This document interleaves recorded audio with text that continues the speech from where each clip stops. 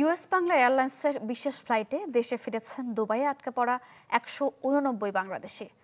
সকালে ঢাকায় অবতরণ করে তাদের বহনকারী ফ্লাইটটি বাংলাদেশিদের ফিরিয়ে আনতে গতকাল সন্ধ্যা ৭টা ২০ ঢাকা থেকে উড্ডয়ন করে।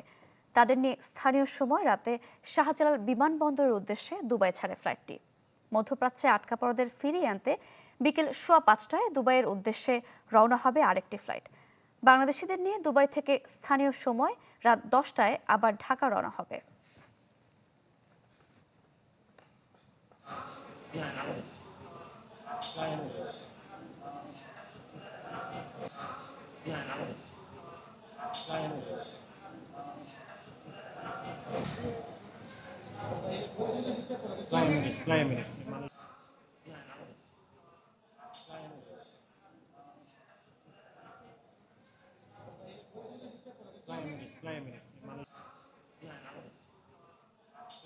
দেশে এসে ভালো লাগলো। ওইদিকে অনেক চিন্তিত ছিলাম, মা বাবা চিন্তিত ছিল, কারণ ওইদিকে অনেক বোমা মারা হচ্ছিল এই জন্য।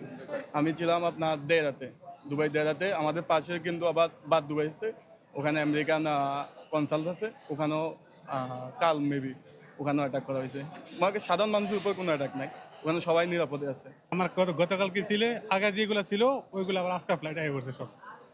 আগে ফ্লাইটটা ছোট ছিল, ফ্লাইট বড় করছে, একসাথে নিয়েছে সব। নতুন বাংলাদেশ গড়তে এলো জুলফিকার স্টিল। জুলফিকার স্টিল, ইস্পাত দৃঢ় অঙ্গীকার।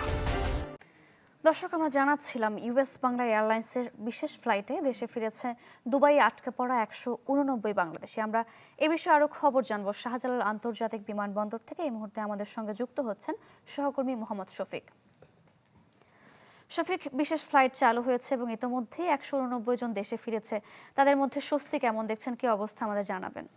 সারিকা, মধ্যপ্রাচ্যে আসলে এই মুহূর্তে উত্তেজনা পরিস্থিতি তৈরি হয়েছে এবং সেইখানে কিন্তু দুবাইতে ১৭৯ বাংলাদেশে আটকা পড়েছিল এবং তাদেরকে ফেরত আনতে ইউএস বাংলা এয়ারলাইন্স গতকালকে একটি ফ্লাইট সেখানে পাঠায় এবং তাদেরকে নিয়ে আজকে সকাল ৭টা ৭ কিন্তু সেই ফ্লাইটটি বাংলাদেশে ল্যান্ড করেছে এবং তারপর থেকেই তারা বের হচ্ছেন। দেখতে পাচ্ছেন যে আসলে তারা বের হয়ে স্বজনদের সাথে তাদের যে দেখা, বহুদিন পর একটি খারাপ পরিস্থিতির মধ্যে তারা সেখানে ছিলেন এবং সেই পরিস্থিতি উত্তরণ ঘটিয়ে তারা ফাইনালি আসলে দেশে পৌঁছাতে পেরেছেন।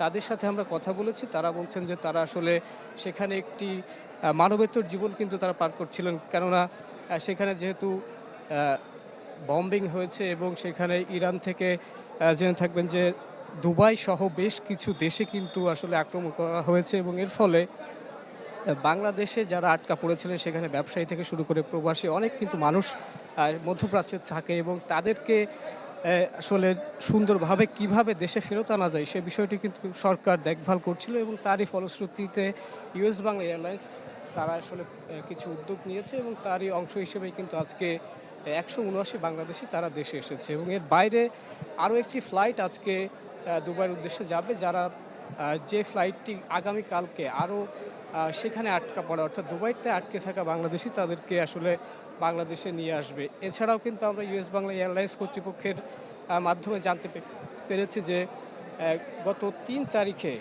আসলে আরও ৩৯ বাংলাদেশি যে ফ্লাইট ক্রু এবং ফ্লাইটের যে পাইলটরা ছিল তাদেরকে কিন্তু বাংলাদেশে ফেরত এনেছিল। তো সব মিলিয়ে আসলে মধ্যপ্রাচ্যে আটকে থাকা যে বাংলাদেশিরা ছিল তাদের জন্য একটি স্বস্তির বিষয় এবং এই যে পুরো প্রক্রিয়াটি সম্পন্ন হলো সেটিতে কিন্তু তারা স্বস্তি প্রকাশ করেছেন এবং সবাই কিন্তু আসলে পরিবার পরিজনের সাথে দেখা সাক্ষাতের ফলে তাদের মধ্যে আমরা এক ধরনের উচ্ছ্বাস দেখতে পেয়েছি।